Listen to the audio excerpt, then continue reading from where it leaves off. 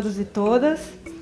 Nós vamos, então, retomar as atividades do 2º Congresso Internacional de Justiça de Transição, com o 2º Encontro Nacional da Rede Clínicas do Testemunho, da Comissão de Anistia. O tema de hoje é Construindo uma Política Pública de Reparação Psíquica para Vítimas de Violência do Estado. Eu gostaria de agradecer a presença de todos que vieram de longe, ou outros de não tão longe, mas que tiraram essa sexta-feira para debater esse tema tão importante e necessário, que é o da reparação psíquica a vítimas de violência do Estado. E também agradecer aos membros da Rede Latino-Americana de Justiça de Transição, que ficaram aqui na Assembleia até tarde, à noite, e novamente, agora cedo, estão de volta para discutir a reparação psíquica com a gente. Então, essa primeira mesa, nela vai acontecer a apresentação dos relatórios finais das Clínicas do Testemunho da Comissão de Anistia. O projeto Clínicas do Testemunho é um projeto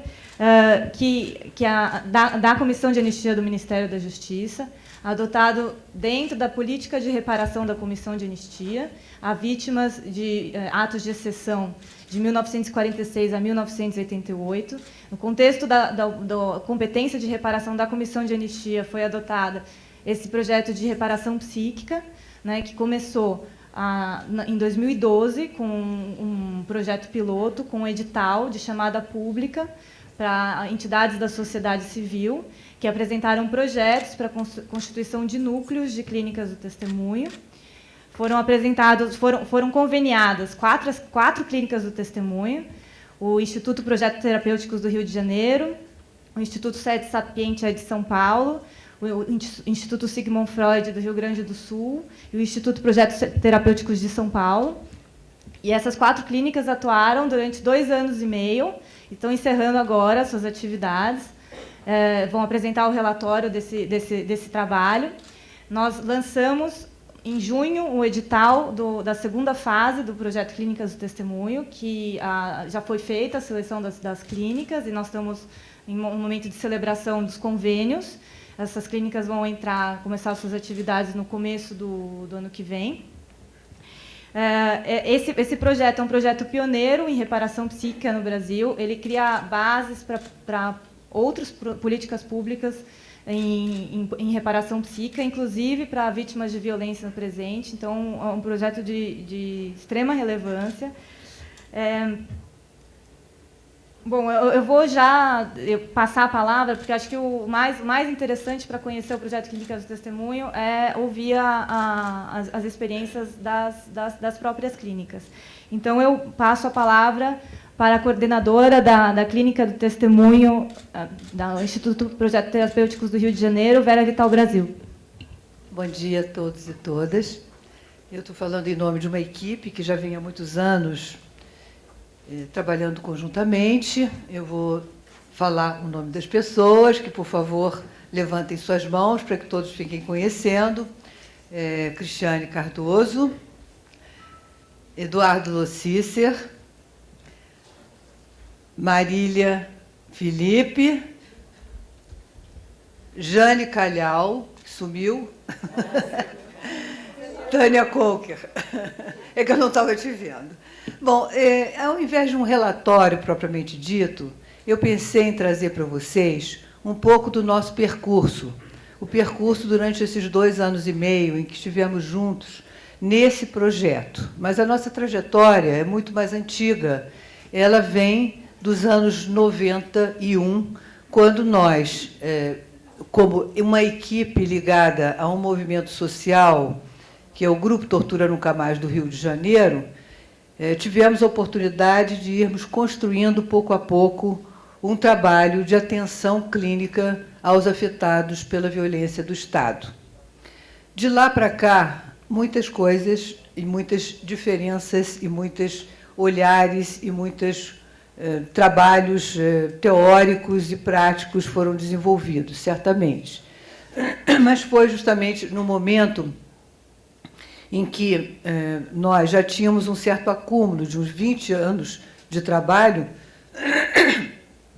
e que já tínhamos muito claro dos efeitos que o terrorismo de Estado havia produzido na vida das pessoas que foram afetadas diretamente e indiretamente, e sabedores também de que os efeitos do terror de Estado não estavam circunscritos nos corpos daqueles que foram afetados diretamente, e sim no conjunto da sociedade, que nós tivemos claro também que havia limites no trabalho clínico e que era preciso que o campo da memória, verdade e justiça estivessem articulados com essa clínica.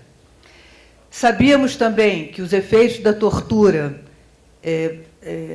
durante tantos anos de silenciamento que tivemos aqui no Brasil, porque foram 21 anos de ditadura militar, que produziu efeitos profundos de silenciamento e esquecimento daquilo que aconteceu, sem nenhum suporte que pudesse recuperar logo após o regime constitucional, nenhum suporte que pudesse recuperar aquela história e aqueles momentos e aqueles efeitos que estavam sendo produzidos na vida do conjunto da sociedade e dessas pessoas que foram diretamente afetadas. Nós sabíamos que esses efeitos eram extremamente profundos e, ao mesmo tempo, silenciados e trazidos para o campo da individualidade, da privatização, e ficaram isolados. Outro efeito que nos pareceu bastante significativo na vida dessas pessoas é a ruptura dos laços sociais. Esse outro efeito é um efeito que diz respeito à relação com o Estado. O Estado brasileiro, feroz, atroz, cometeu crimes de lesa humanidade que não os reconhece até os dias atuais, como é o caso, por exemplo, das Forças Armadas. Há um processo de negação profunda por parte do Estado brasileiro em relação a esses crimes. E, portanto, isso produz efeitos também muito graves, muito sérios no conjunto da sociedade e entre aqueles que viveram diretamente essa violência. O terror do Estado, certamente, ele produz efeitos de um temor profundo para se falar, para se dizer aquilo que aconteceu. Isso ficou enclausurado no âmbito do privado e, na medida em que o projeto que nós tínhamos criado nos anos de 91 vinha se dando e toda essa percepção e sistematização dessas ideias foram se dando, nós vimos, nos anos de 2010, a possibilidade de provocar o Estado brasileiro como, vindos de uma militância do movimento social de direitos humanos, provocar o Estado brasileiro para que ele se incumbisse da tarefa e da responsabilização no processo de reparação. Então, o ministro Vanuc, que estava, na época, na Secretaria de Direitos Humanos, nos recebeu muito bem. A Dodora, aqui presente, que estava no combate à tortura, nos recebeu muito bem. E nós tivemos uma interação e uma conversa a respeito da possibilidade de lançarmos um projeto que estivesse destinado à capacitação de profissionais profissionais que estivessem na ponta para atender diretamente as pessoas que procurassem por danos causados pela violência do Estado.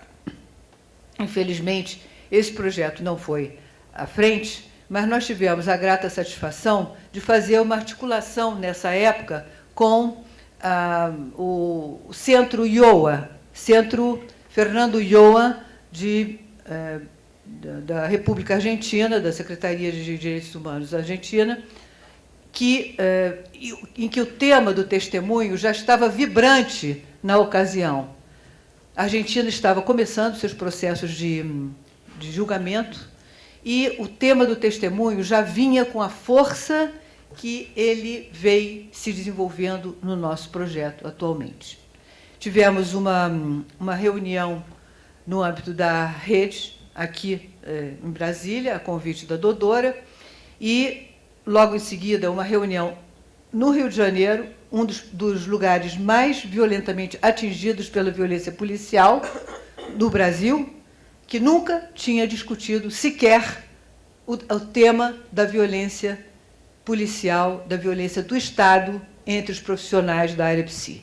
Inauguramos esse campo no Rio de Janeiro com esse tema da violência do Estado, que até então sequer havia tido, estava debaixo do tapete.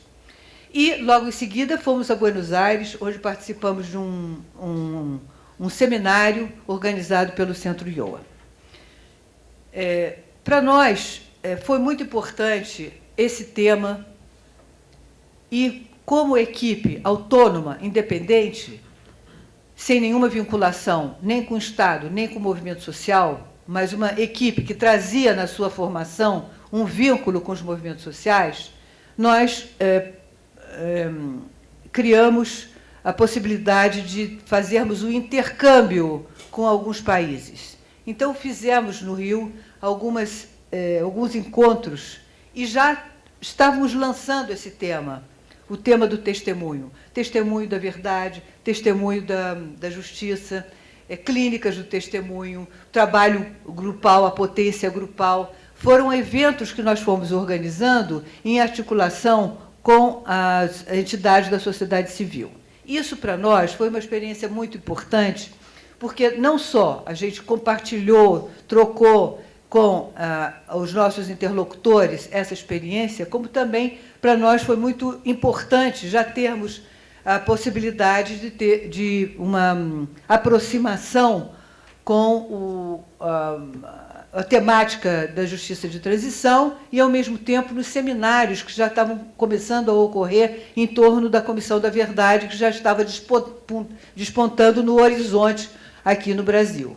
Então, foi esse campo, foi esse, digamos, esse caldo de cultura política que a nossa equipe, que se chama Equipe Clínico-Política, pôde acompanhar e, ao mesmo tempo, nesse cenário das comissões da verdade e, ao mesmo tempo, do apontamento dos 50 anos do golpe militar, que esse projeto Clínicas do Testemunho, numa consonância de interesses entre a Comissão de Anistia e a equipe clínica, nós pudemos fazer essa aproximação.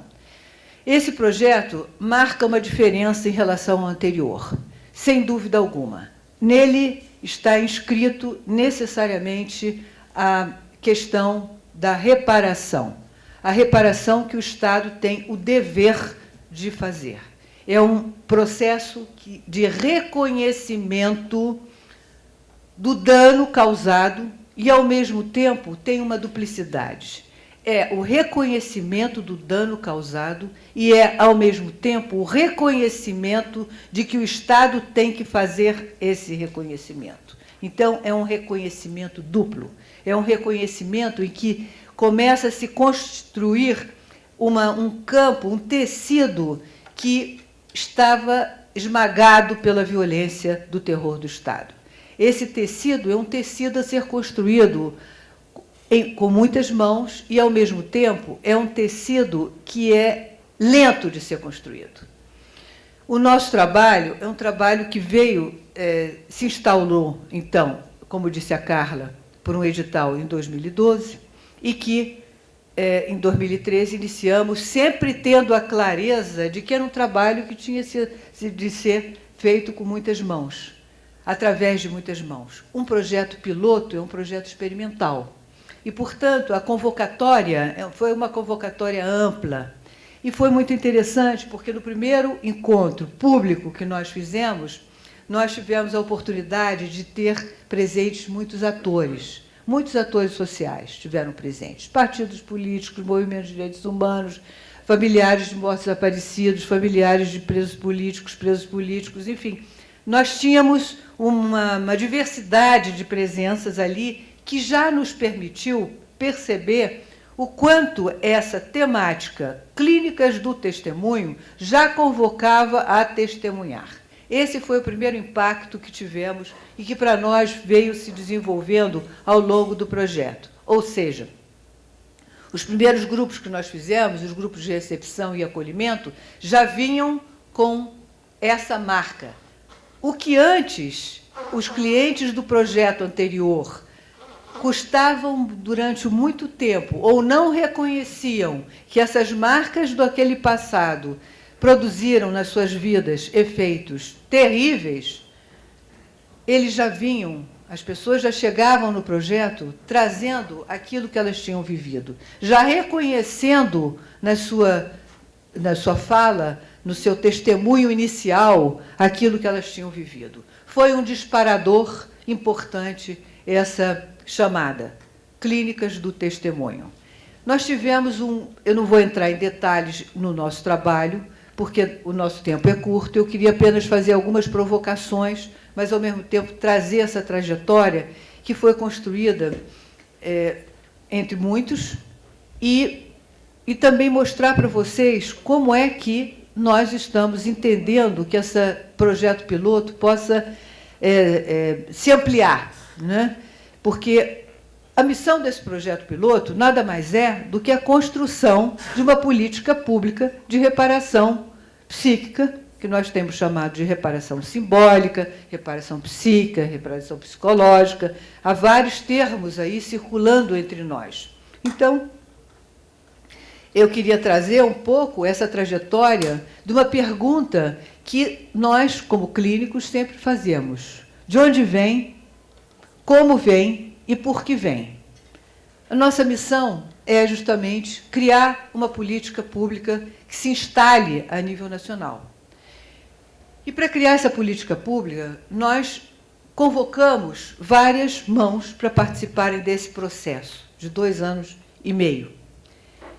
A participação e a ativação dessa diversidade de mãos e diversidade de atores está presente naquilo que nós vamos apresentar hoje para vocês pela primeira vez, que é o resultado de uma publicação que nós organizamos e que entrou no site da Comissão da Anistia hoje. Roberto, espera um pouquinho. Já está. Mas queria trazer uma questão que é mais uma problematização que a todos nós merece uma atenção, que é o fato de que nós vivemos e trabalhamos e atuamos no paradoxo. Buscamos reparar os crimes que foram cometidos no passado, crimes gravíssimos, crimes de lesa humanidade, e, ao mesmo tempo, em nome do Estado, porque nós somos equipes conveniadas com o Estado brasileiro, equipes conveniadas com a Comissão de Anistia, que vem fazendo um trabalho importantíssimo nesse país, e eu posso falar disso com muita propriedade, porque já venho trabalhando nesse campo de direitos humanos desde 1985, na época da fundação do Grupo Tortura Nunca Mais, e posso dizer que a consistência do trabalho da Comissão da Anistia é uma novidade nesse país. E o que o Clínicas do Testemunho, que navega nesse paradoxo, que é, ao mesmo tempo, acolher e escutar as pessoas que trazem os horrores que viveram, e, ao mesmo tempo, olham pela janela e veem os horrores que estão acontecendo hoje. Então, nós vivemos essa situação como clínicos. E essa é uma situação que nós estamos habitando uma onda, que é a onda da memória, verdade, justiça e reparação, que é preciso ser engrossado esse caldo. Essa experiência é uma experiência que precisa se vitalizar cada vez mais, que precisa ganhar cada vez mais consistência, precisa se enraizar em todos os campos, em todos os territórios. No Rio de Janeiro, a gente iniciou um processo importante, que foi a criação de uma rede local. Uma rede local composta por universidades, por serviços de saúde mental, por associações psicanalíticas, que tivemos um primeiro encontro e que temos viabilizado o acontecer de uma rede, trocando informações. Então, é esse enraizamento, essa articulação, que sempre nos pareceu sumamente importante, que já, desde lá, víamos fazendo. Por exemplo, com a Comissão Estadual da Verdade, a experiência do Clínicas no Rio foi muito vital, foi muito importante. Por quê? Pudemos acompanhar testemunhos que foram se apresentar na Comissão Estadual e, ao mesmo tempo, fazer, junto da comissão, um trabalho importantíssimo, que foi ouvir aqueles que estavam recebendo os testemunhos por primeira vez, depois de 40 e 50 anos, e que recebiam o impacto da violência e do terror do Estado nos seus próprios corpos. E nós criamos um dispositivo clínico de escuta dos membros e dos assessores da comissão. Esse dispositivo foi um dispositivo importante que veio também se derivar em trabalhos conjuntos com a comissão, no sentido de organizarmos atos públicos e, ao mesmo tempo, audiências públicas para a escuta dos diversos segmentos que estiveram envolvidos e que se sentiram convocados por esse projeto. Ou seja, ex-presos políticos, militares caçados e torturados, que foi para nós, ex-presos políticos, um pouco estranho que pudéssemos receber essas pessoas, mas que logo nos chamou a atenção a gravidade dos crimes que eles sofreram na própria pele. Crimes cometidos por seus pares. E filhos e netos, que foi uma experiência extremamente importante, que ocupou, digamos, grande parte do trabalho do projeto, que filhos e netos que concorreram em grande maioria em todo o atendimento do projeto, que foram em número de 135 pessoas atendidas entre todo esse público. Ou seja, um número bastante significativo na primeira passo de um projeto em que o Estado brasileiro começa a reconhecer a importância da reparação clínica, mas, ao mesmo tempo, com todas as fragmentações, o esfacelamento das relações ocorridas por conta da violência do Estado, evidentemente que a aproximação é uma aproximação gradativa que se dá em torno dos projetos. Filhos e Netos foi uma experiência inovadora também, que nós pudemos desenvolver lá no Rio e que pôde também se irradiar para outros lugares no Brasil. E eu gostaria de trazer para vocês e lançar para vocês a novidade que nós fizemos nesses últimos meses, que é a compilação de alguns artigos que nós escrevemos durante esse período, desde o final de 2012, quando já se anunciava a temática do testemunho nas comissões da verdade, a Comissão da Verdade já estava sendo instituída, até, mais recentemente, artigos da nossa equipe, artigos de parceiros queridos que contribuíram com o nosso trabalho, poemas de clientes que estiveram no clínicas, trabalhos gráficos de clientes que estiveram no clínicas, depoimentos de pessoas que estiveram e estão no clínicas. Então, nós queríamos trazer para vocês essa diversidade de experiências e desse impacto que houve na vida dessas pessoas através desse trabalho. Nós criamos muitos dispositivos inovadores. Um deles foi a experiência que eu não poderia deixar de dizer para vocês, que é o famoso encontrão. O que nós chamamos de encontrão? É um dispositivo que nós criamos para avaliar o impacto do projeto no conjunto dos clientes. Então, reunimos todos os clientes que queriam conversar conosco num espaço comum.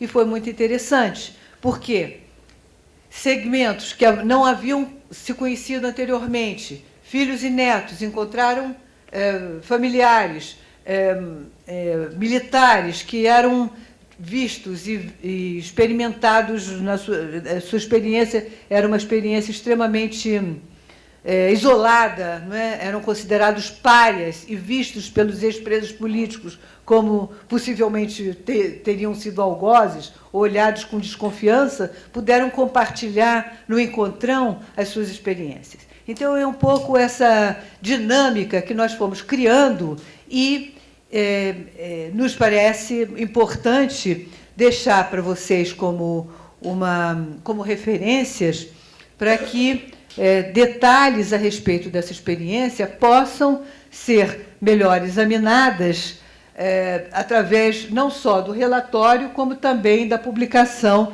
que vou mostrar rapidamente para vocês algumas imagens, por causa do tempo. Mas os detalhes maiores desse trabalho, do ponto de vista metodológico, do ponto de vista conceitual, do ponto de vista da irradiação desse trabalho, eu hoje, nesse momento, gostaria apenas de mostrar não só a capa, lançar o livro aqui, né, como também mostrar como nós nos enraizamos também nos movimentos sociais. Então, vamos lá, Roberto.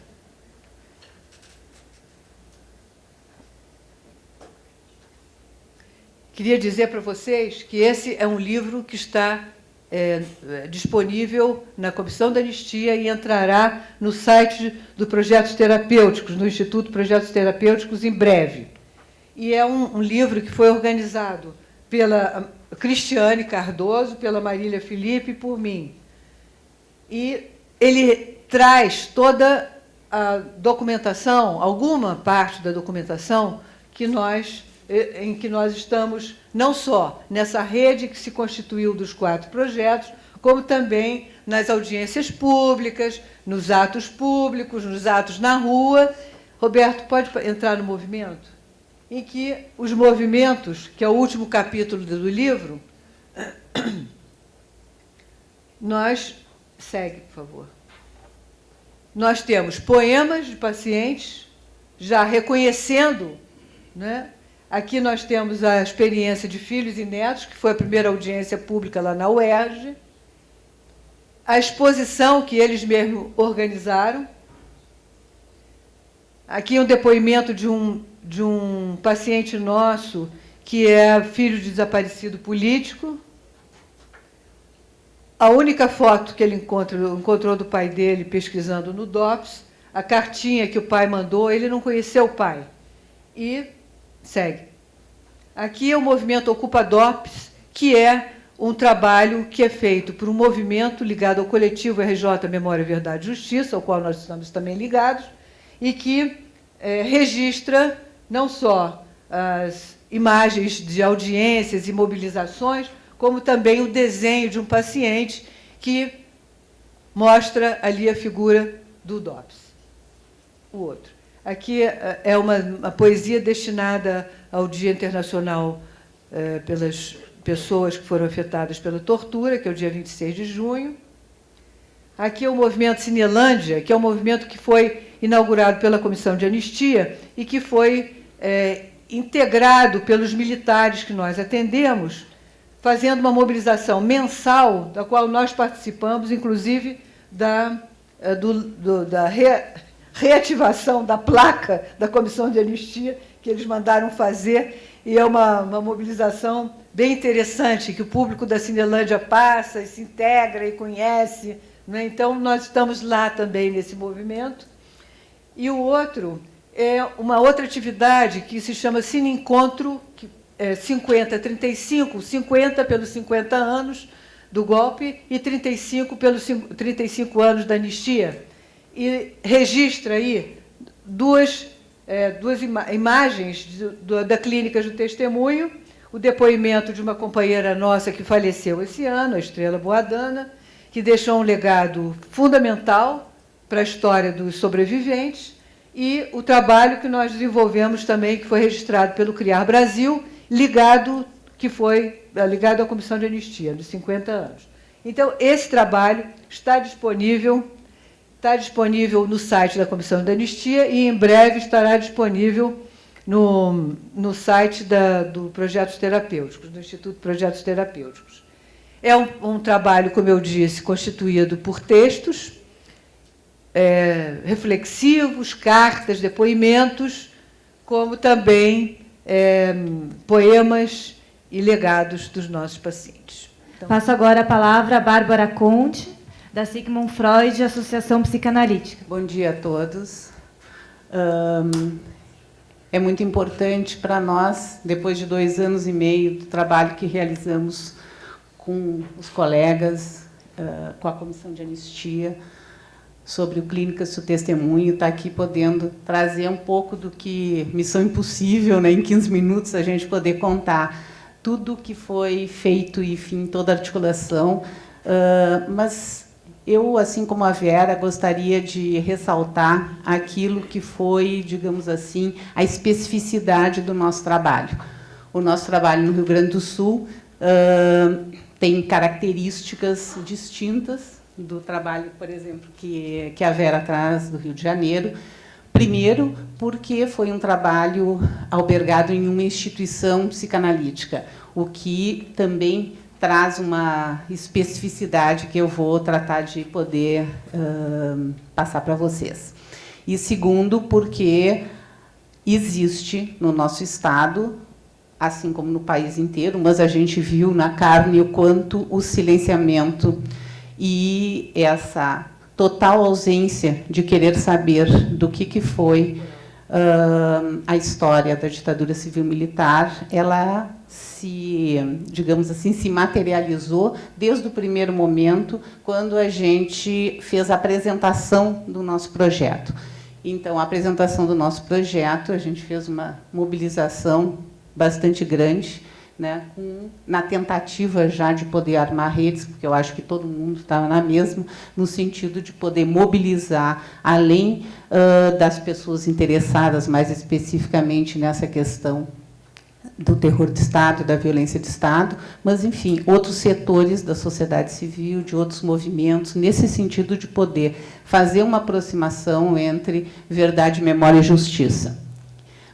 E foi um início, já que nos marcou essa primeira dificuldade desse silenciamento, dessa dissociação, pela a imprensa que não se manifestou. A gente teve uma rede de televisão e de jornal que apareceu, e um total, digamos assim, não sei do que se trata, e nem quero saber do que se trata, nesta primeira aproximação do projeto à sociedade. Então, quando a gente começou a fazer toda a divulgação, a gente viu exatamente essa primeira...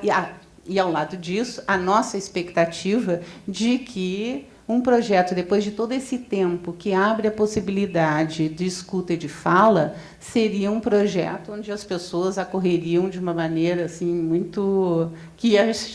Tanto é que a gente fez a proposta de trabalho com 70 pessoas. E todo mundo perguntava, mas e se vier 100, o que vocês vão fazer? E nós, não, vamos esperar que venham 70. Então, nessa expectativa de que viesse e que não veio, a gente teve que inverter, a gente chamou de uma inversão de demanda. Ou seja, ao invés da gente ficar nessa expectativa de que as pessoas chegassem a partir da nossa apresentação, enfim, que a gente pudesse falar do nosso projeto e mostrar a possibilidade de que ele abria nesse sentido da escuta e da fala, nós tínhamos que nós irmos atrás. Então, é um pouco esse nós irmos atrás que eu vou tratar de contar para vocês como é que foi. Primeira coisa, então, a gente essa relação de desconfiança, ela foi marcada. Eu vou te pedir quando for na hora de trocar. Ela foi marcada por essa desconfiança inicial, o que era este projeto lá. E, principalmente, a suspeita, né, do uso político do projeto, uma vez que o projeto estava vinculado à Comissão de Anistia, então, ao Ministério da Justiça, ao uso político do projeto, e também de que tipo de atendimento, do que é que nós estávamos, afinal, nos propondo a oferecer.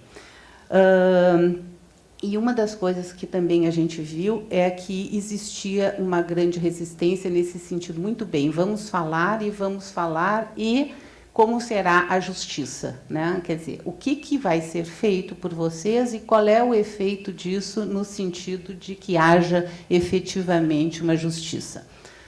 A Vera lembrou que o nosso projeto ele está junto com a criação da Comissão Nacional e as Comissões Estaduais da Verdade, que foi uma tentativa também nossa de poder haver essa aproximação entre o projeto e a Comissão Estadual da Verdade, e que foi muito difícil essa aproximação, diríamos assim, que quase forçada num determinado momento, mas com muito pouca receptividade. Então, esse ponto de aproximação e de respaldo ao trabalho, efetivamente, não aconteceu.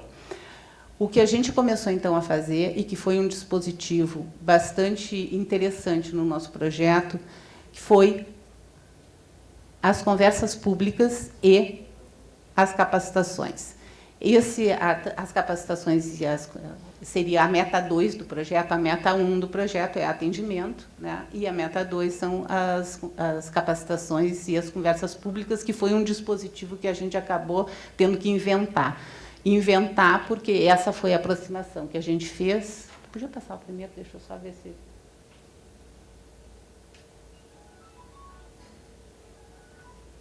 Vou falando enquanto isso. Inventar no sentido de poder fazer com que nós pudéssemos marcar e mostrar para que a gente estava ali. Qual era a ideia? E a ideia nossa sempre foi poder fazer, a partir da experiência da instituição, que a experiência da instituição, sendo uma instituição psicanalítica, é um trabalho clínico individual.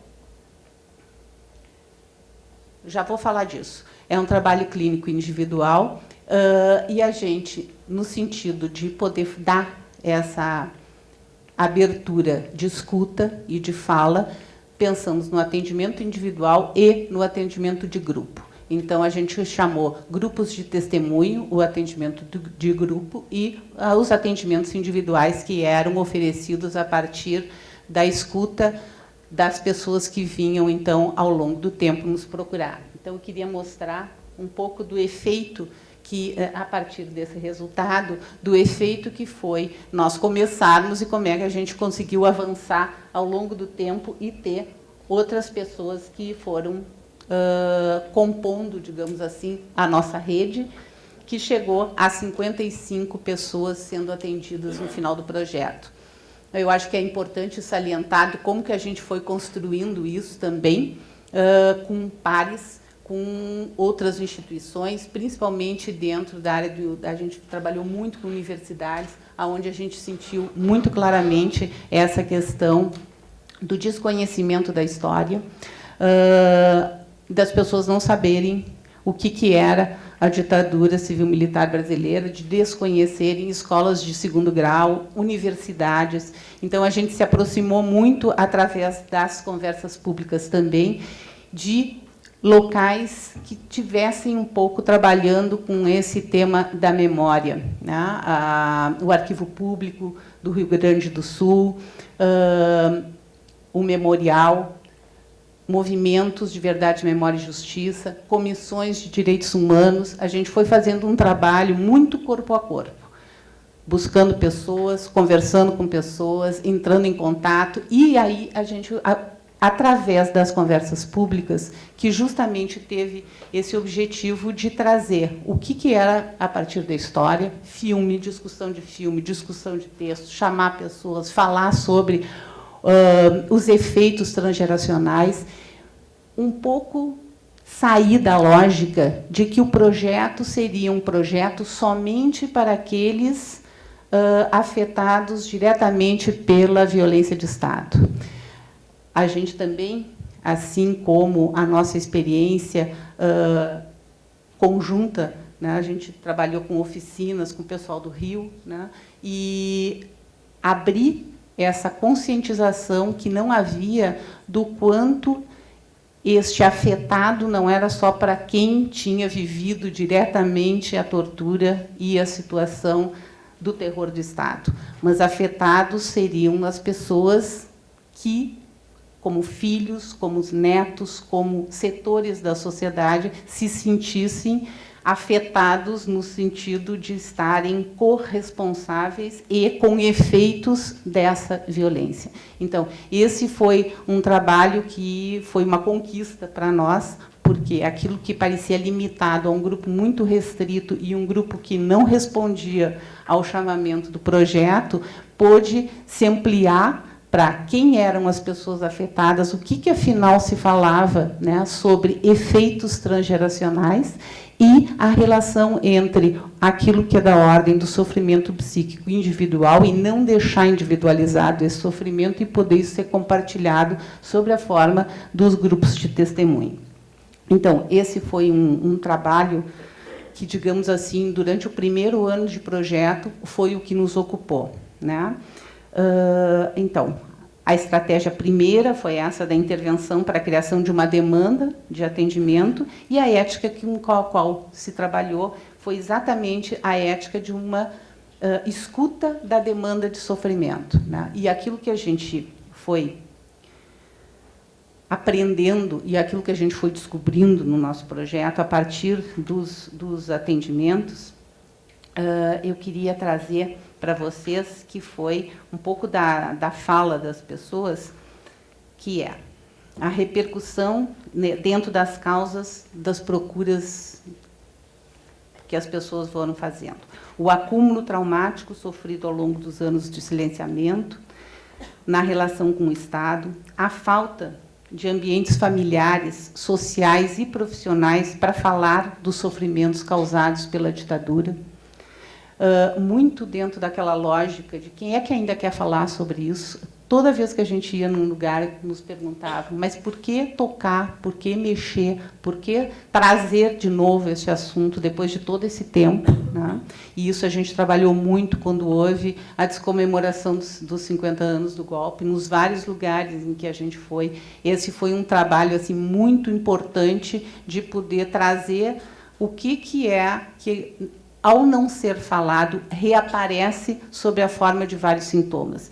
E essa também este foi um trabalho muito importante nosso, que foi como poder fazer também essa aproximação entre as doenças físicas e as manifestações psíquicas. Pessoas muito doentes fisicamente e que têm uma relação direta com o trauma vivenciado e com digamos, esse desmantelamento psíquico com impossibilidade de ser recomposta.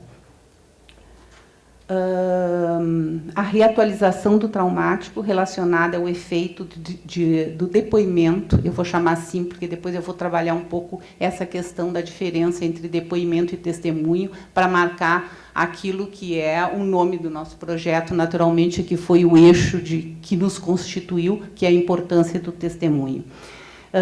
E o desejo de retomar processos terapêuticos interrompidos exatamente pela questão política, né? Muitos que diziam, tem que repensar a tua opção política ou aquilo que foi a tua militância, né, como se isso estivesse dissociado da possibilidade de um trabalho terapêutico.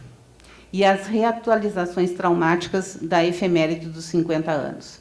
Os efeitos do processo do trabalho nos grupos de testemunho, após terem se engajado nos grupos, o compartilhamento das histórias que despertou no sujeito marcas não possíveis ainda de serem trabalhadas psiquicamente, que, por serem penosas e muitas vezes vergonhosas, precisavam ficar no lugar do privado. Então, isso também foi um trabalho que a gente foi desenvolvendo de poder fazer, e isso nós tivemos das 17 pessoas que a gente atendeu individualmente, 8 também fizeram parte do grupo, ou seja, as pessoas começavam num trabalho individual, mas depois elas migravam para o grupo, ou elas começavam no grupo porque elas se sentiam ainda não dispostas a poder trabalhar mais profundamente isso que estavam, mas elas coletivizaram no grupo e depois elas se mantiveram no grupo e migraram para um atendimento individual. Então,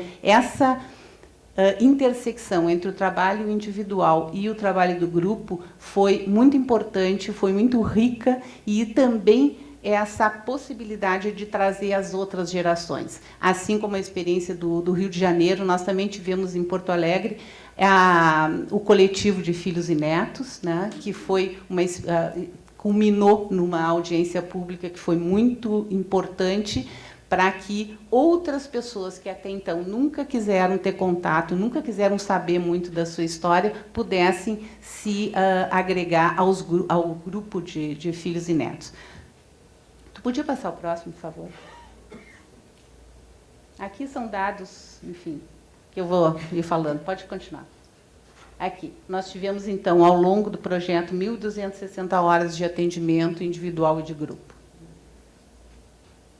Vou passar. Tá. Antes de a gente chegar nas capacitações, ainda queria dizer da importância que foi um achado do nosso projeto, que é isso que era da Meta 2, foi o que nos serviu de subsídio para a gente poder fazer a Meta 1, ou seja, as capacitações e as conversas públicas. Depois a gente vai passar rapidamente os títulos das conversas públicas, só para vocês terem uma ideia do que a gente foi trabalhando. Mas, dentro dessa, ainda antes de chegar nas capacitações, eu só queria contar, muito rapidamente, a experiência do trabalho do grupo. Tá? Nós tivemos 2 grupos. Nós tivemos o que a gente chamou 2 grupos de testemunho, um da 4ª e um da 5ª. E um pouco os destinos que esses grupos foram trazendo, que também foi uma experiência muito rica. O grupo da 4ª foi o grupo que deu origem a esse trabalho. Né? A gente também, num projeto na Meta 3, tem a questão dos insumos. E esse trabalho aqui, que são os arquivos de Voalda, é o resultado do trabalho do grupo de quarta-feira, que foi um grupo que começou, basicamente, com a história que nós tivemos uma pessoa que foi militante, sofreu torturas, mas ela era uma pessoa que acreditava muito e nos ajudou muito nessa proposta de que fosse o Estado responsável pelos processos de reparação psíquica. Então, ela, desde o início, participou do projeto e ela veio, então, para esse grupo. Então, a gente gozava que ela era a mãe do grupo, né, no sentido de que ela promoveu muito o encontro das pessoas e trouxe para o grupo. Ela tinha, então, esta representação, era um grupo de filhos, basicamente, mas com esta mãe, com essa representação. Então, o grupo começou trabalhando exatamente a nomeação do grupo. A nomeação do grupo que nós sugerimos que se chamasse grupo de partilha e que, de cara, foi rejeitado, porque nós entendíamos partilha no sentido de partilhamento, troca, e eles entendiam partilha no sentido de divisão. Então, como se fosse uma proposta de manutenção de uma dissociação. Então, houve, durante muito tempo, foi o primeiro grupo que a gente fez, desde o início do projeto. Ele começou em agosto, setembro de 2013. Então, nos ocupamos em nomear. Então, foi muito interessante esse processo de romper essa dissociação e poder trabalhar como uma unidade, como uma aproximação não dissociada do que seria a possibilidade da fala e da escuta, porque ninguém dava o seu testemunho. Enquanto não se resolveu que nome tinha e como que ia ser, ninguém falava. Aí, no momento em que, então, foi nomeado, né, o grupo de testemunho, neste sentido de poder se trocar e de poder se falar, então, começaram os seus testemunhos. Cada um foi tratando de ir trazendo a sua experiência, a sua vivência. No meio do caminho, aconteceu a situação de uma doença grave, de quase morte, dessa pessoa que era mãe do grupo, o que reativou todo o processo de perda, todo o processo de desagregação, todo o processo de reatualização do traumático, que, depois de um tempo, onde ela saiu do hospital, onde ela melhorou e onde ela retomou, começou o processo de recriação. Então, isso aqui é o produto deste trabalho dentro do grupo. Por quê? Porque é uma história baseada na história de todo mundo. É um pouquinho da história de todo mundo que resolveram fazer os arquivos de Voalda nessa perspectiva da transgeracionalidade. Então, é um neto que fala dos seus pais e dos pais que falam dos seus avós que foram militantes. Então, essa história se pensou, e como dentro desse grupo tem historiadores, tem professores, tal, se pensou em fazer esse trabalho justamente nessa perspectiva de memória e verdade, usar os testemunhos e poder trazer para professores de escolas de segundo grau, como a forma de trabalhar em oficinas.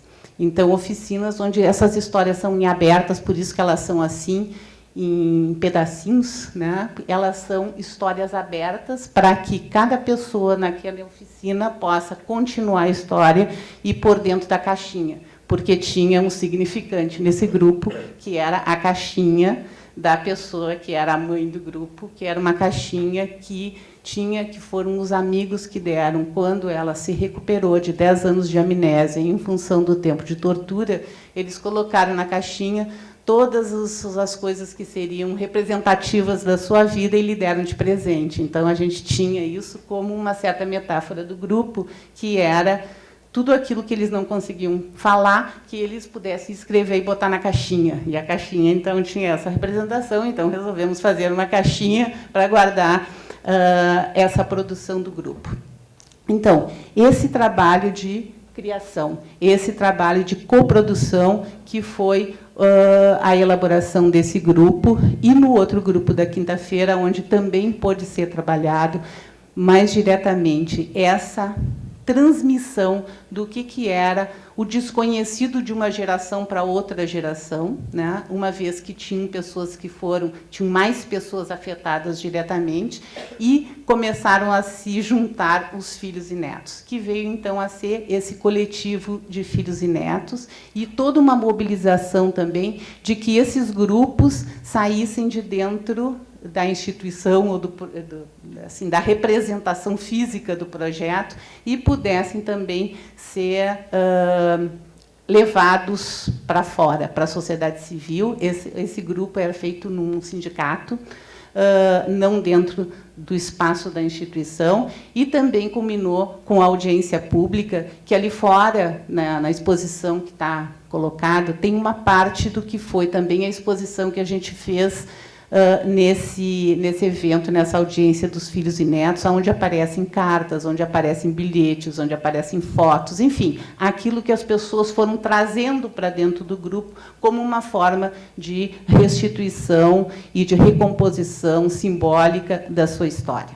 Então, essa é a história dos grupos, do atendimento individual, e que foi possível através desses dispositivos das conversas públicas e das capacitações que foram feitas. Bom, aí nós já estamos em 2014, mais ou menos. Tá? Em 2014, a gente começou, a pedido da Comissão de Anistia, um projeto de expansão em Santa Catarina, em Florianópolis,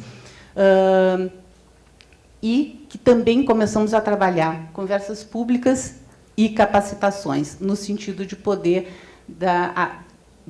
fazer aparecer, fazer essa ampliação dos propósitos do Clínicas do Testemunho na cidade de Florianópolis, mais especificamente. Deixa eu andar um pouquinho. Uma das questões que a gente pensa que é muito importante e que foi desenvolvida no nosso projeto foi essa questão de trabalhar a diferença entre depoimento e testemunho. Isso porque a gente teve a oportunidade de acompanhar algumas pessoas quando elas foram fazer o seu testemunho na Comissão da Verdade. E uma das questões que a gente viu e que a gente trouxe para vocês, que fizeram as pessoas procurarem, é exatamente o que acarretou para elas terem que falar de experiências e terem que falar e ficar com aquilo ali meio... mexe, sacode e depois fica sem uma escuta adequada e sem uma possibilidade de poder voltar a falar disso. Então, essa foi uma experiência que tem a ver com a forma também de compreensão do que é uma escuta. Ontem aqui, alguma pessoa, em algum momento, falou disso, que é uma escuta não é simplesmente a gente narrar fatos. A escuta também é a possibilidade de que essa narrativa tenha alguém que a escute, que torne-se testemunho desse testemunho. Então, essa ideia foi uma ideia que a gente trabalhou muitíssimo em relação à diferença com o que é fazer o seu depoimento na Comissão da Verdade. Então, essa ideia de testemunho, não como contar os fatos, fazer um depoimento. E isso a gente viu que a pessoa, por exemplo, estava falando da sua história, se atrapalhava, se esquecia, se emocionava, e aí dizia, mas que dia foi? Com quem foi? Quando foi? Então, começava a fazer uma inquirição, como se ela tivesse realmente numa situação de ter que explicitar coisas para que tivesse que constar de um relatório, e não que ela pudesse levar e trazer a público e para aquelas pessoas que estavam ouvindo o seu sofrimento. E poder ser reconhecida exatamente nas lacunas, nos buracos e nas confusões que fazem parte daquilo que é a revivência desse traumático. Então, a gente trabalhou muito essa diferença entre o que é um depoimento e o que é o testemunho, tentando sempre aproximar essa questão da memória, da verdade e da justiça com a experiência subjetiva e possível de cada pessoa. As capacitações. Os objetivos das capacitações, primeiro, foi instrumentalizar o trabalho com sujeitos afetados pela violência de Estado e proporcionar a troca de experiência entre trabalhadores de serviços públicos e mapear estratégias de intervenção de acordo com as possibilidades e redes para se articular. E terceiro, ou quarto, para refletir sobre a implicação ética dos participantes enquanto protagonistas na quebra do silenciamento que legitima o testemunho da violência. O trabalho foi feito, então, em 5 módulos, que teve 164 horas de trabalho com profissionais de várias categorias e servidores de locais que trabalham com violência de Estado e com violência em geral, né? E os resultados, assim, não é bem resultados, questões que a gente levantou para também poderem ser conversadas entre o grupo depois. A complexidade dos casos atendidos, né, por eles nas suas redes, a falta de suporte da rede para a realização do trabalho, a falta de suporte do próprio serviço para discutir casos e compartilhar as afetações da escuta, questionamento das diferenças e semelhanças entre a violência da ditadura e a violência de Estado democrático, e a possibilidade de treinar o ouvido à escuta para a especificidade de um atendimento mais humanizado. Esse foi o objetivo. A metodologia é através de estudo de caso, né, do caso, da experiência de cada um, através de dispositivos como a gente usou o baú, né, que era ter que cada um falar ou ler o testemunho de outras pessoas, né, para se mobilizar, para se botar no lugar do outro, para poder trabalhar isso dentro dessa ideia de afinar a escuta. Esse trabalho foi desenvolvido em Porto Alegre e em Florianópolis, né? E teve, então, algumas questões que também foram: quem é vítima da violência de Estado, como se articular a passagem entre a violência do Estado ditatorial e a violência do Estado democrático, a relação do servidor com o usuário, e esse foi um tema que também permeou o nosso trabalho, que é como é que as pessoas que trabalham nisso são afetadas pela fala do outro, né? E como que a gente também presenciou de que aquilo que é a experiência de quem foi afetado pela violência de Estado no seu próprio corpo acaba repercutindo na experiência de quem ouve isso também no próprio corpo e também no adoecimento. Então, essa foi uma questão que trabalhamos muito e que tivemos a comprovação, afinal, daquilo que... Afinal, não, né? A gente, na clínica, vê, mas a comprovação do que na teoria tanto se fala, de que aquilo que não é possível se metabolizar psiquicamente aparece como sintoma no próprio corpo. E isso não é só no próprio corpo de quem viveu a experiência, mas também é no corpo de quem fica neste lugar da escuta. Tu pode ir passando, por favor? Esses foram os temas trabalhados dentro das capacitações: contexto sociopolítico, memória e testemunho, trauma, repetição e estratégias de cuidado e escuta. Pode passar? Justiça de transição e o desafio da clínica, as dificuldades da técnica e a problematização das ferramentas e criação de planos de intervenção. esses foram os temas de 2015 das capacitações que realizamos. E em Florianópolis a oficina, mas isso também aconteceu aqui, sobre o silenciamento da experiência ditatorial, que foi uma experiência que a Marilena Deschamps, que está aqui presente, trouxe de que, primeiro, que eles só falavam se ela fosse da cidade, ela não fosse estrangeira, como nós que tínhamos ido um ano antes para fazer, mas nós éramos estrangeiros. Aí depois ela, como sendo da terra, que foi ouvida e nós não, e num outro momento de que, como se essa experiência não tivesse acontecido lá.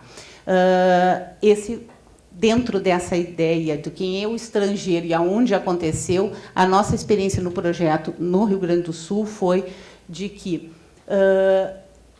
muitas pessoas atingidas diretamente são pessoas que vivem no interior, e no interior que é muito longe. E nós tivemos duas dificuldades, que foi, primeiro, a idade, as condições físicas das pessoas de se deslocarem a Porto Alegre, as condições financeiras para que elas viessem para Porto Alegre. Então, nós é que teríamos que ir aos lugares longe, distante. A gente acabou podendo fazer isso, fazendo esse conhecimento da demanda, de que lugares, quem eram, e acabou optando por fazer conversas públicas e uma aproximação com Pelotas, que foi a cidade onde mais pessoas tinham atingidas e era a mais perto de Porto Alegre.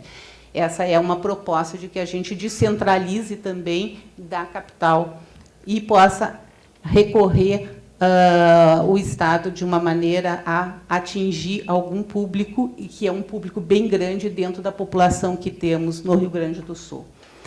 Bom, aqui são só algumas das conversas públicas que a gente realizou. Pode ir passando. Tá? Esse aqui foi o encontro sobre multiprofissional, sobre memória. Pode passar. Aqui a gente discutiu com várias entidades. Aqui é de Pelotas, arte como testemunho. Aqui do Arquivo Público, a mostra de cinema sobre verdade. Pode passar. Aqui, vai indo, pode indo. Pode indo. Aqui foi no final do ano passado, que foi um pouco dessa prévia da gente poder ver quais eram políticas de prevenção e de reparação psíquica que aconteceram no CONISUL, que foi o encontro do ano passado. Pode indo. Pode indo. Tá? Para chegar, então, 22 conversas públicas e um público atingido de 1.280 pessoas. Pode passar? Já está no fim. Sim, pode passar. Deu? Só para terminar, última colocação, que é a criação de novas demandas. A partir desse trabalho realizado e a partir também da aproximação entre os clínicas, que nos pareceu fundamental, que é a troca de experiência, a gente foi construindo dispositivos, a gente foi construindo uma aproximação entre os projetos, que foi muito rica, mas eu diria que a gente podia muito mais, ter nos aproximado e ter discutido. Mas, a partir das oficinas, a partir dos nossos encontros, também se criaram novas demandas. Três demandas fundamentais para nós. Primeiro, o atendimento de grupos dos militares, que veio a partir do Rio de Janeiro, que não tinha mais como poder atender. Atendemos um grupo em Anápolis, em Goiânia, e em Goiás, e atendemos um grupo no Rio de Janeiro. Então, nós íamos lá.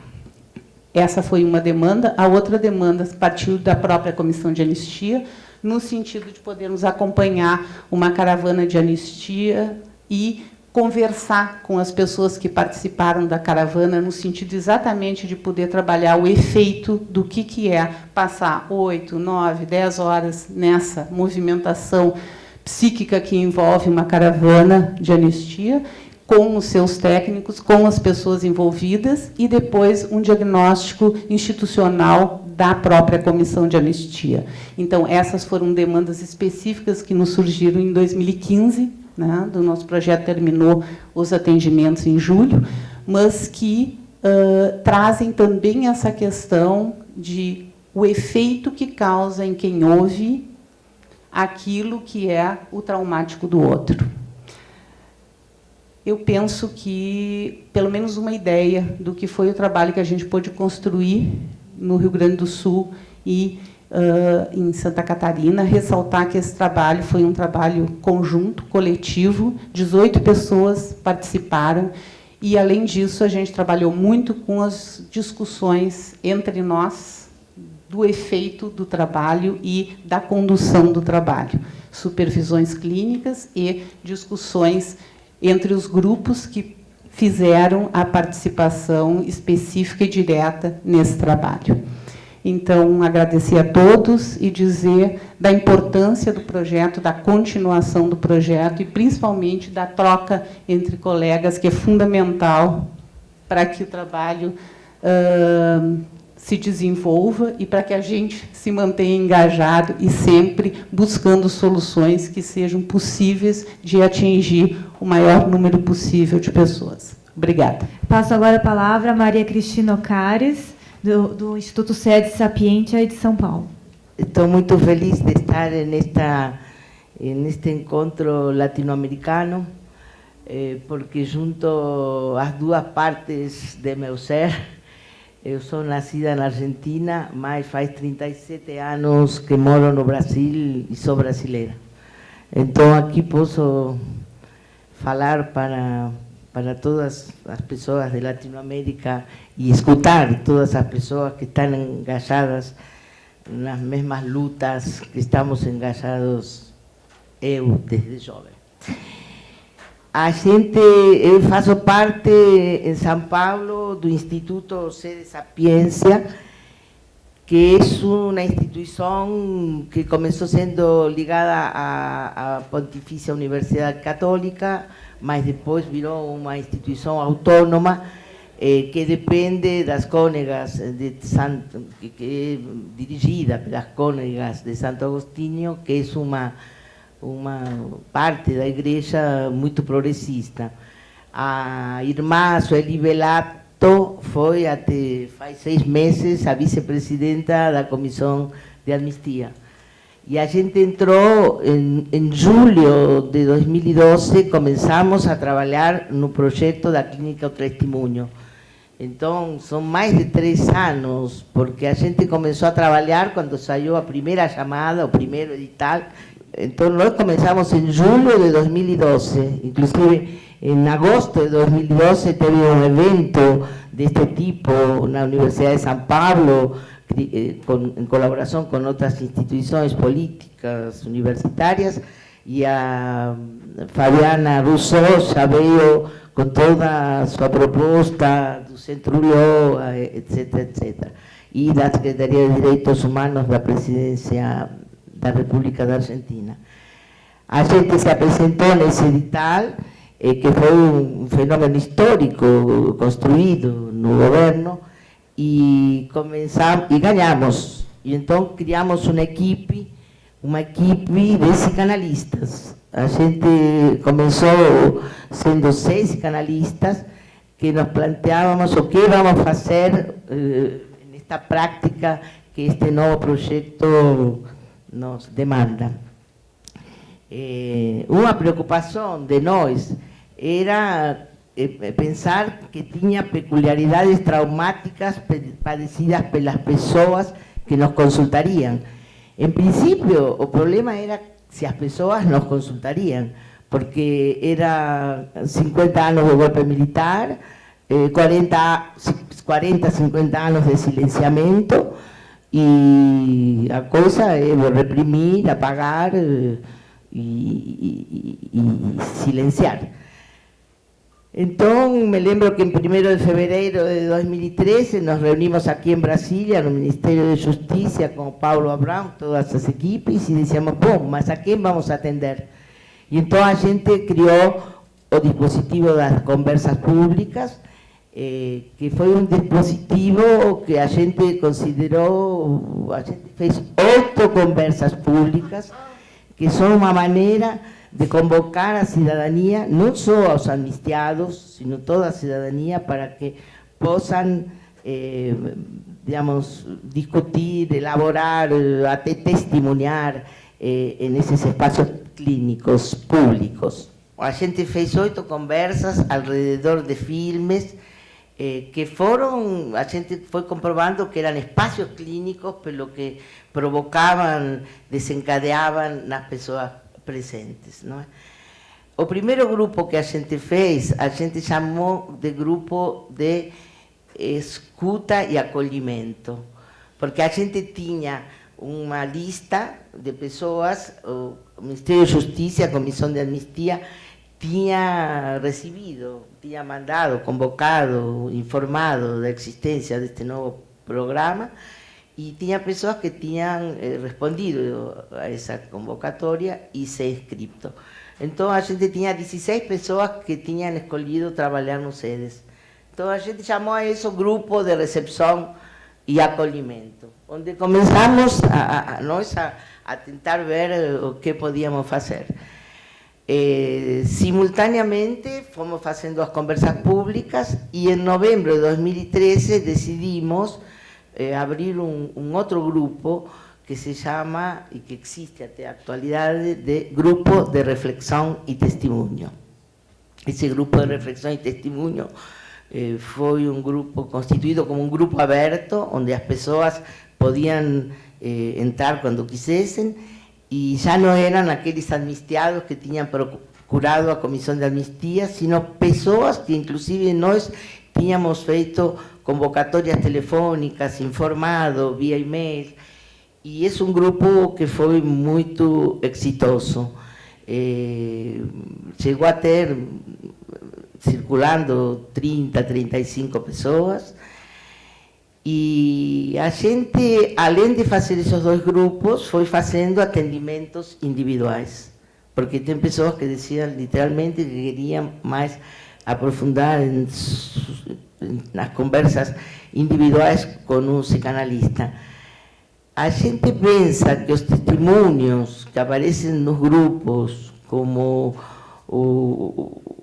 os trechos de discurso que aparecem nas análises individuais, embora as pessoas tenham tido outro tipo de terapias anteriormente, sempre sobram restos não elaborados, e nesta experiência convocada desde um Estado que se propõe como responsável e como reparador do acontecido durante a ditadura, provoca efeitos diferentes.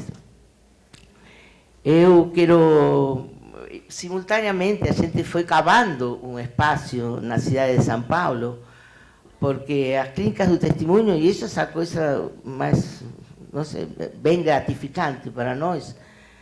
Hoje estou eu aqui, a Paula Sálvia Trindade e Augusto Estiel, que fazemos parte da equipe, e para nós é muito gratificante sentir que hoje a Clínica do Testemunho existe. Em agosto de 2012, ninguém sabia o que era. E isso se deve também a todo um trabalho político que a gente fez. A gente no SEDES, o SEDES é um instituto que sempre teve uma participação política e uma luta pelos direitos humanos. Nas épocas da ditadura já atendia os militantes, os guerrilheiros.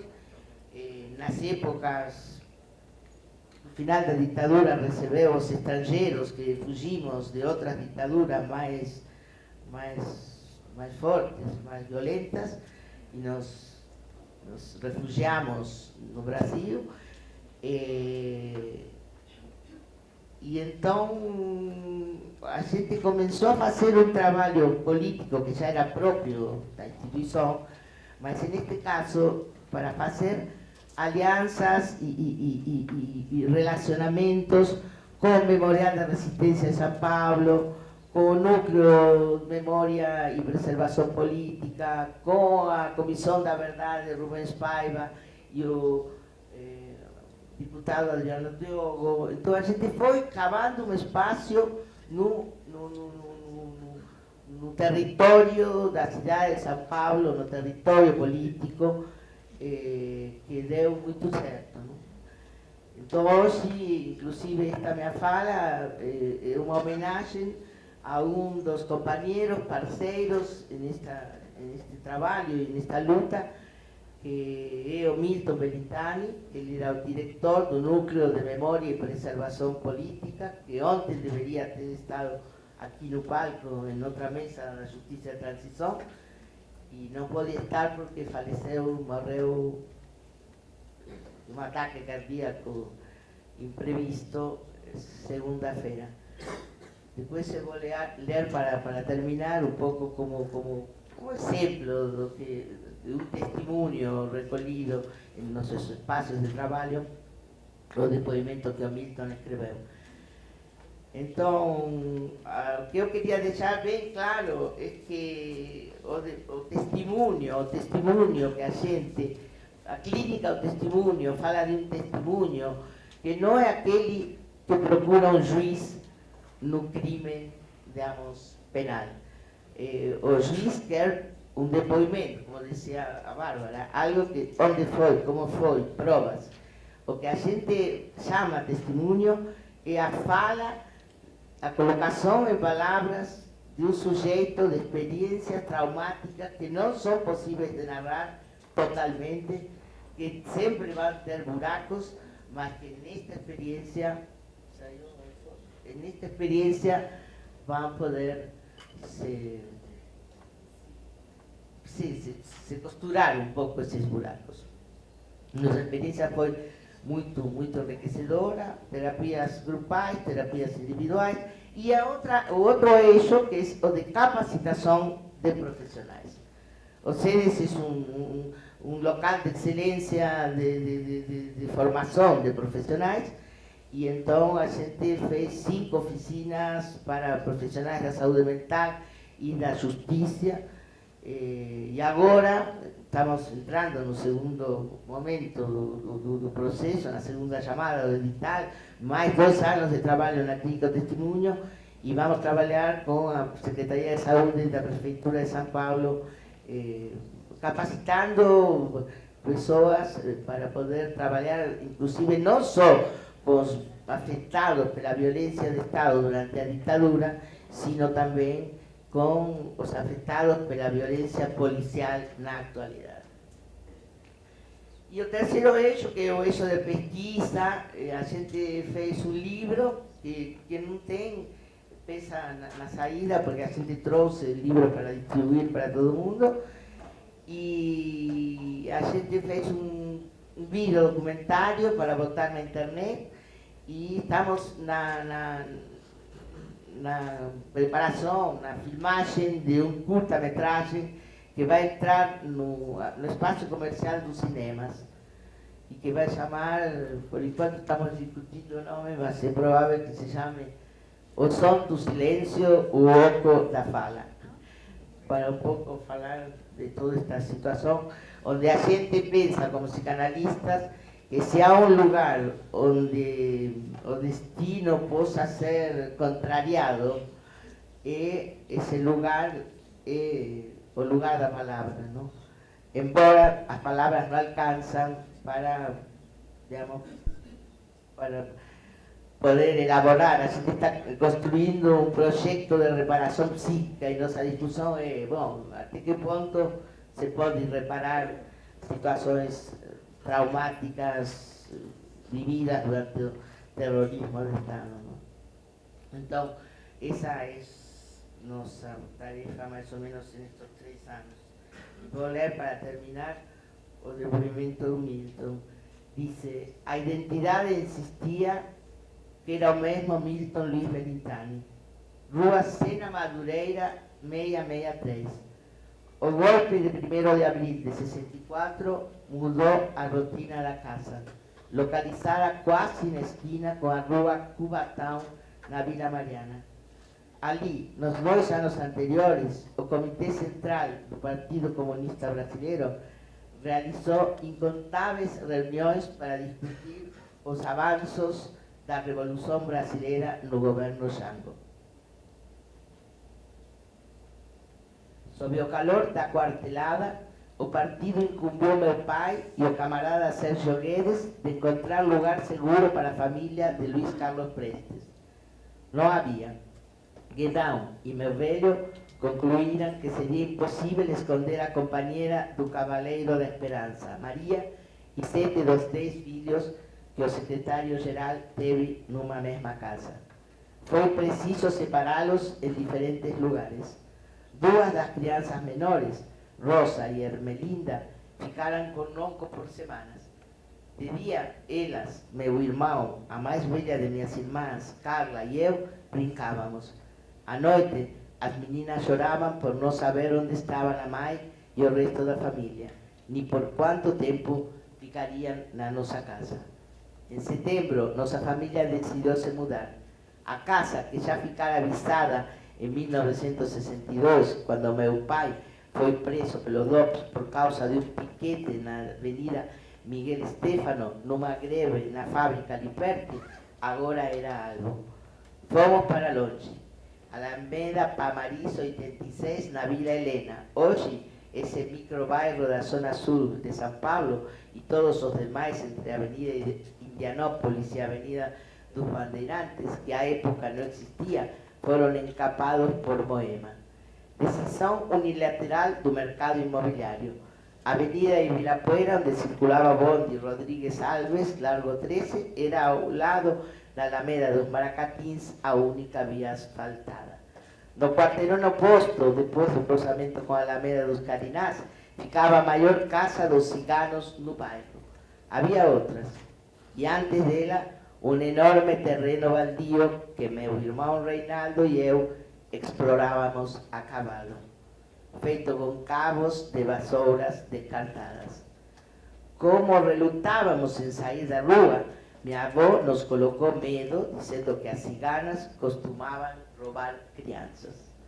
Só de vê-las arrastrando as saias coloridas na calçada, meu mundo se detinha. Décadas depois, o casarão dos ciganos virou casa de shows, o Bourbon Street. E as ciganas, ensimesmadas em seu próprio mundo, nunca pareceram uma ameaça real. Quem levou embora uma alma de menino, a de meu pai, foram os agentes do DOI-CODE. Em 5 de abril de 1974, o sequestram na imobiliária que mantinha com outros companheiros do partido alguns quarteirões da casa. A casa caiu depois da prisão e desaparecimento de Davi Capistrano da Costa e José Román, na fronteira do Uruguai com o Brasil. Nos dias em que meu pai esteve preso, apanhando e recebendo choques no pau de arara, algo nele se perdeu. Nos 28 anos seguintes que viveu, a identidade insistia que se tratava do mesmo Milton Luiz Belintani de quem herdei o nome. Mas o pai que sobreviveu ao inferno da Rua Tutóia com Tomás Carvalhal, no bairro de Paraíso, nunca mais foi o mesmo dos meus 14 anos. Passo a palavra agora ao Moisés Rodrigues, que é coordenador da Clínica do Testemunho do Instituto de Projetos Terapêuticos de São Paulo. Tomo a palavra no calor de um testemunho. Não? Isso é um testemunho. A quantidade de mobilização subjetiva que causa é um exemplo vivo daquilo que Bárbara estava falando, da irradiação da palavra. Porque a clínica do testemunho, basicamente, se dedica a tratar da irradiação do silêncio sobre o social. Mas o testemunho, ele afirma a vida. E ele irradia a palavra, irradiando vida. Mas é com uma quantidade de emoção imensa que a gente tem que viver essas coisas todas. E assim nós vivemos esses 3 anos de Clínica do Testemunho no projeto.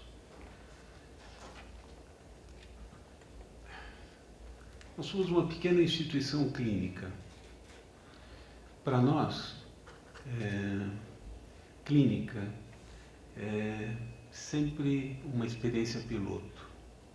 assim como isso nos atraiu profundamente no edital, o edital de uma experiência clínica piloto com afetados pela experiência do excesso. E o excesso é a grande marca desse nosso trabalho. O excesso, o deslimite. Nesse sentido, eu achei muito interessante que o desafio que nos foi colocado como coordenações é que pudéssemos apresentar o nosso trabalho em 15 minutos, podendo ter mais 5 de prorrogação, se necessário. Eu achei muito interessante, porque isto talvez fale da necessidade no social, no funcionamento do social, de se encontrar às bordas. E o que a gente, quando iniciou o trabalho da clínica, em primeiro lugar, o que nos marcou, o que foi um evento marcante, foi a possibilidade de encontrarmos e abrigarmos os companheiros do Rio de Janeiro. Isso foi um acontecimento fundante para nós. Nós estávamos numa reunião na PUC do Rio e os companheiros não tinham uma instituição que pudesse abrigá-los para responder ao edital. Quem tem um cobertor pode compartilhar o cobertor. Compartilhamos o cobertor. Eu acho que a nossa experiência nasce do companheirismo, em primeiro lugar. Não somos parceiros, somos companheiros.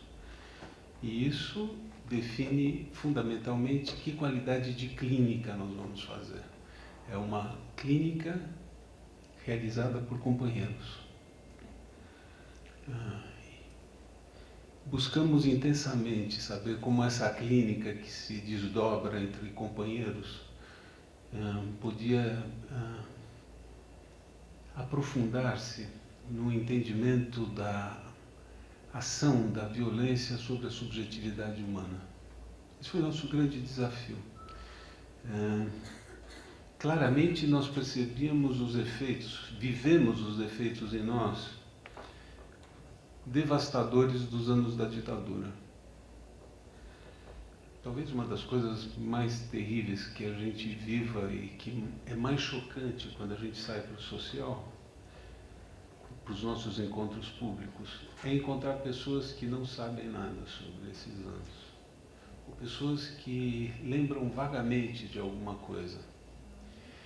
É aterrorizante a experiência. É como se fosse possível que a vida pudesse ser, de alguma forma, denegada. E que a gente comece a falar de coisas em que a sensação de solidão e de isolamento é imenso. Nesse momento eu quero reconhecer a preciosa companhia dos companheiros da equipe de São Paulo.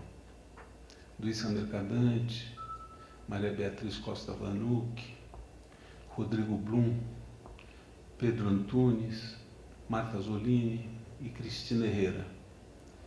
Nós muito rapidamente descobrimos que para sobreviver a essa experiência, porque muito rapidamente percebemos que o enfrentamento com a violência nunca pode ser feita de uma forma solitária, mas sempre em coletivos, dependia fundamentalmente de um aliançamento e de um aprofundamento dessas relações que a muito custo mantivemos entre nós. Como o mal se imiscui e age no humano. Vivemos como experiência pessoal a dificuldade de compreendermos os casos, a dificuldade de compreendermos os companheiros, as diferenças que se colocaram de uma forma brutal, às vezes, entre nós, chocante. Somos terapeutas que nos conhecemos, a maior parte de nós, há 30 anos. Éramos capazes de sermos assolados por muita desconfiança, por muita belicosidade, por muito silenciamento. E para isso nós aprendemos, eu acho que esse piloto nos trouxe um grande aprendizado, que para manter esse trabalho de pé é necessário um trabalho de fundações muito intenso com as equipes, para que as pessoas possam manter-se vivas e saudáveis. A demanda que é colocada é imensa e parece que não para de crescer. Nós tivemos muita dificuldade de encontrar os limites do nosso trabalho também. Ouvindo os relatos das outras equipes, vocês veem a quantidade de trabalho que foi desenvolvido em só 3 anos, 2 anos e meio, 3 anos. Muito trabalho, muito trabalho. E a impressão que fica é que faltou muito trabalho. Então, assim, eu queria recuperar nesse momento com vocês o frescor que pode ter o fato de sermos fundadores de uma prática no nosso país, no Brasil. Da grande satisfação, do orgulho que isso nos traz, da dignidade que esse trabalho porta em si mesmo, e de que nós estamos frente a um piloto, estamos começando algum trabalho. Talvez essa seja uma das grandes marcas da nossa clínica. Estamos começando um trabalho. Um trabalho que certamente tem muito a ser feito. Situações complexas exigem respostas complexas, respostas múltiplas. Assim como vocês ouviram nos relatos dos companheiros, a diversidade de dispositivos que eles foram lançando mão para dar conta da tarefa, isso também foi uma marca no nosso trabalho. Nós começamos trabalhando com um grupo de recepção. Era um grupo multigeracional, tinham 3 gerações. Achávamos que íamos fazer uma recepção em 4 encontros, encaminhamentos, 10 encontros, enfim. Nada mais longe da verdade. Tivemos que aprender desde o primeiro momento, ouvindo o sofrimento das pessoas que estavam frequentando o nosso serviço. Talvez um dos nortes fundamentais, e isso foi dito também em relação às outras clínicas, foi a clareza que a Comissão da Anistia teve desde o primeiro momento em reconhecer um erro do Estado e o sofrimento determinado nas pessoas por esse erro de Estado. Assim, muito claro, esse foi um eixo, e o segundo eixo foi a virada hermenêutica de pensar a anistia não como esquecimento, mas como reconhecimento. Reconhecimento de um direito de resistência e o reconhecimento de um sofrimento que esses corpos, que essas existências carregavam certamente para o resto de suas vidas. Muito claro, e isto nos serviu como uma referência importante, o reconhecimento. A clínica, como a gente a entende, ela é uma prática de propor estratégias singulares para situações singulares. E nós buscamos, nesses anos de prática, destacar mais claramente para nós quais eram as singularidades que essa demanda que se encaminhava a nós portava. A primeira grande singularidade é a dupla face da tortura, que num primeiro momento faz calar e num segundo momento faz calar. Faz calar e, através da irradiação, silencia o social como um todo. Aprendemos aí que existem situações particulares daqueles que foram atingidos nos seus corpos pela violência da repressão, da tortura, mas também aprendemos dos efeitos dessa tortura sobre nós. Então, assim, teve um aprendizado para nós que trabalhamos no campo de alguma coisa que se chama da ordem do compartilhamento, daquilo que se chama da ordem da contratransferência, em que, saindo de um lugar de verticalidade, nos levou a um lugar de horizontalidade com aquelas pessoas com que estávamos trabalhando. Queremos, para os que são do campo, muito rapidamente uma referência com um autor húngaro bastante conhecido, que é o Ferenc, que nos ajudou muitíssimo no desfazimento da verticalidade do acontecimento clínico para a horizontalidade. E na horizontalidade, talvez a gente se coloque e nos aproximamos de alguma coisa que a Jean-Marie Gagneban fala, que o testemunho é uma narrativa simultaneamente impossível e necessária. O testemunho é impossível.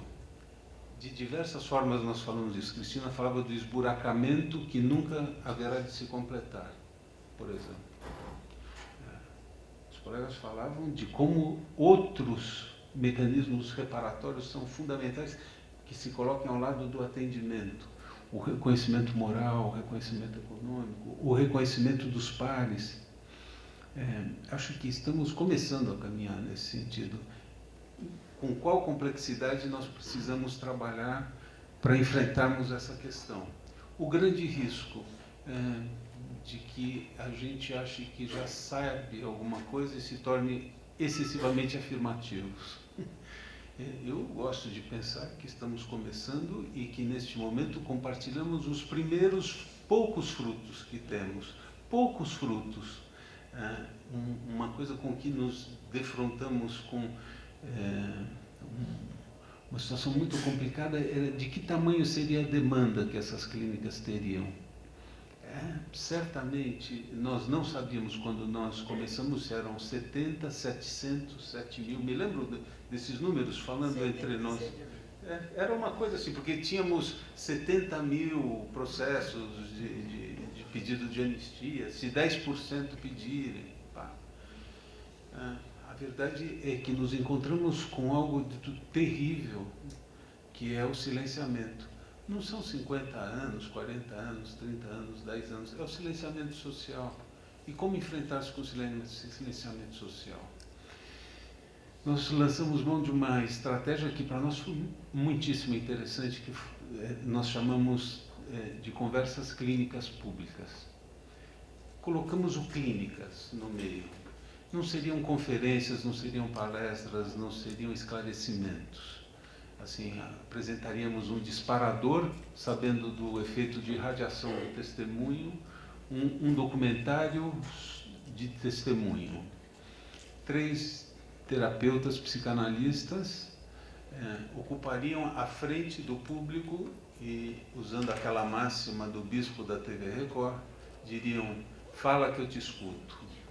E, de uma forma surpreendente, as pessoas começavam a falar ininterruptamente durante 2 horas. Lembranças infantis, lembranças dos anos de prisão, perseguição.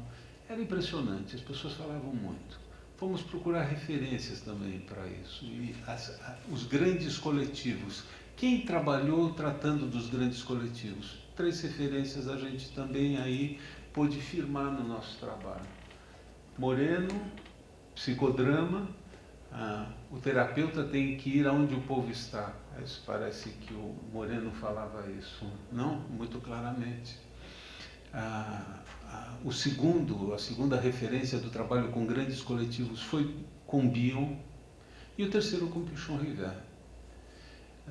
A experiência com as conversas clínicas públicas, eu acredito que está simplesmente começando, arranhando alguma coisa, mas que é de uma potência e de uma força de mobilização no social muito importante. As nossas conversas clínicas públicas se fazem sempre em parceria com uma instituição pública, uma biblioteca, um centro de memória, e vamos lá fazer as conversas. Quem participou desses eventos sabe da potência que isso trouxe para o nosso trabalho. Nesse momento, eu acredito que é um dos grandes polos de investigação que certamente valeria muito a pena fazer. Mas eu estava falando da singularidade da clínica, por onde vinha a singularidade. Por um lado, pela dupla face, fazer falar, fazer calar. E a segunda singularidade, testemunho narrativo impossível. Nós vivemos isso de uma forma muito intensa em sessões grupais E aí o grupo, eu acho que mostrou uma potência, uma vivacidade para esse tipo de trabalho interessantíssimo, em que as pessoas quase que saíam da ordem da palavra para poderem transmitir o seu sofrimento com gemidos e ais. E certamente a memória que nós estamos trabalhando não é uma memória da representação, na maior parte do tempo. Isso nós sabíamos reconhecer muito claramente que era disso que se tratava. Era uma memória que estava inscrita no corpo, em que nós buscávamos arrancar uma possibilidade de tradução em palavras. Eu acho que tem aí um campo de pesquisa. A nossa publicação é basicamente um trabalho sobre essa questão da tradução da memória corporal em direção à representação. Nosso livro vai ser lançado dia 5 de dezembro, no Memorial da Resistência, estão todos convidadíssimos, em que nós vamos ter na abertura uma peça teatral, de uma leitura de jovens que participaram do grupo de filhos, a princípio na clínica e depois no grupo de filhos, uma leitura sobre os desaparecidos, os corpos desaparecidos.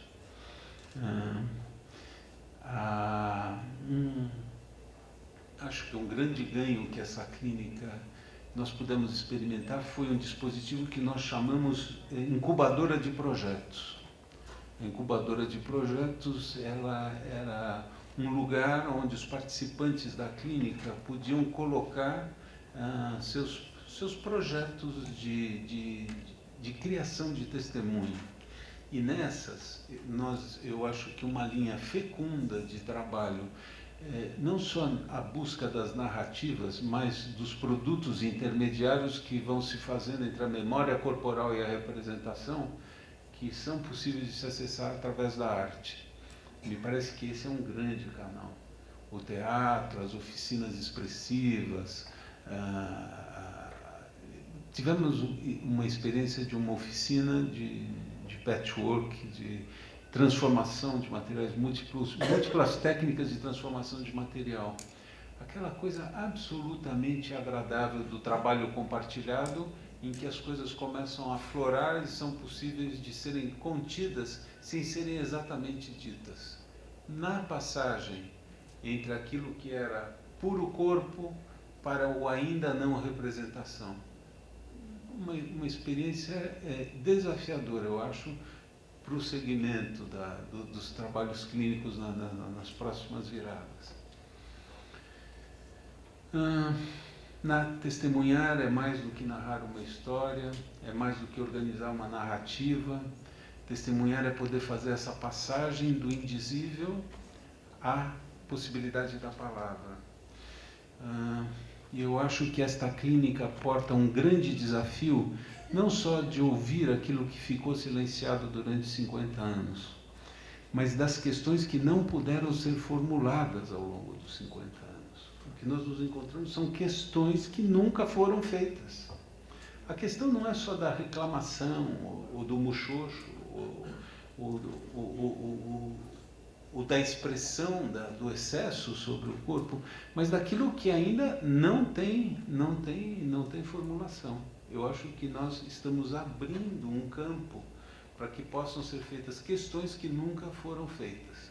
Então, a clínica do testemunho talvez esteja muito mais próxima do inaudito do que daquilo que foi possível de ser dito e calado.